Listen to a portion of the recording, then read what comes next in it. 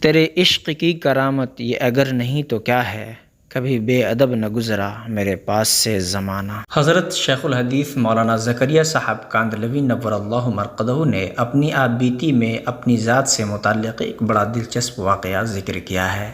فرماتے ہیں، ایک مرتبہ سفر سے واپسی پر جب میں ریل گاڑی سے اترا تو سخت پیاس محسوس ہوئی۔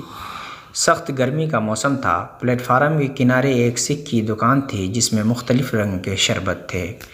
میں دکان پر گیا اور ایک بوتل کی طرف اشارہ کرتے ہوئے کہا، مجھے وہ فلاں شربت دے دو۔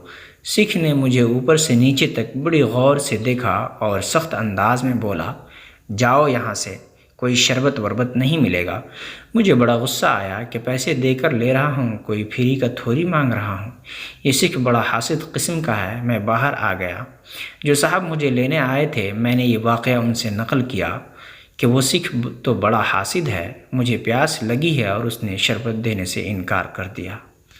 وہ صاحب مسکرائے اور کہا، حضرت وہ شربت کی دکان نہیں، شراب کی دکان تھی۔ یہ سن کر میں نے آسمان کی طرف چہرہ کیا اور کہا، الحمدللہ، یا میرے اللہ، تو نے مجھے آج بچا لیا، ورنہ اگر ایک گھونٹ بھی پی لیتا تو میرا کیا ہوتا۔ بیچارے کا بہت شکریہ ادا کیا کہ اس نے مجھے شریف آدمی سمجھ کر دینے سے انکار کر دیا۔